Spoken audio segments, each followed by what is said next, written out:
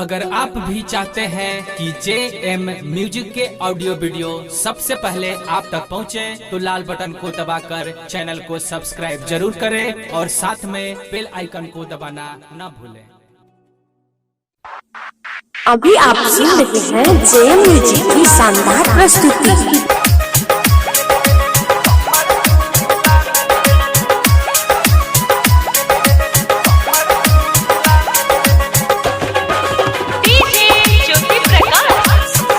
Presented by JM Music।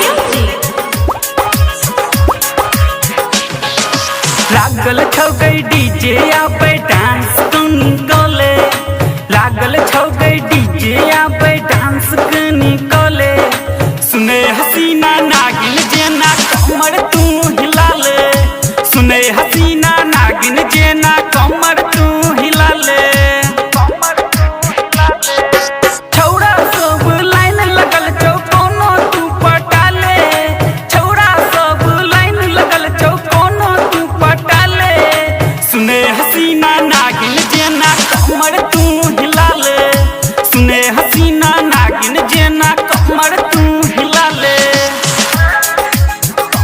Presented by JM Music।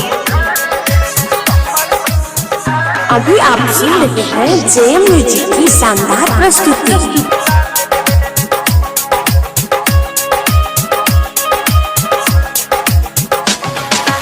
एहन मौका पे role मिलतो लोले कनी मजा गे, हमरा सन मून भरतो मिलतो तोरा पाजा गे। एहन मौका पे रोल मिलतो लोले कनी मजा गे, हमरा सन मून भरतो मिलतो तोरा साजा गे। मिलल छौ गई मौका आबै नैन से मिला ले, मिलल छौ गई मौका आबै नैन से मिला ले। सुने हसीना नागिन जेना कमर तू हिला ले, सुने हसीना नागिन जेना कमर तू हिला ले।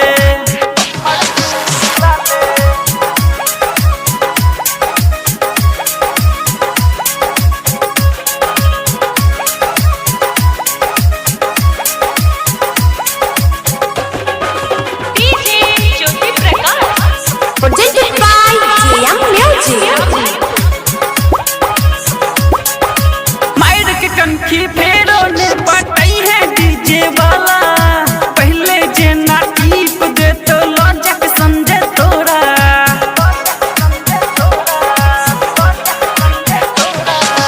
मायर के कंखी फेरो ने पटई है डीजे वाला, पहले जेना टीप दे तो लौजक समझे तोरा। बैठ के हमरा संगे अपन साटा बुक करा ले, राइटर अनिल गोपी संगे साटा बुक करा ले। सुने हसीना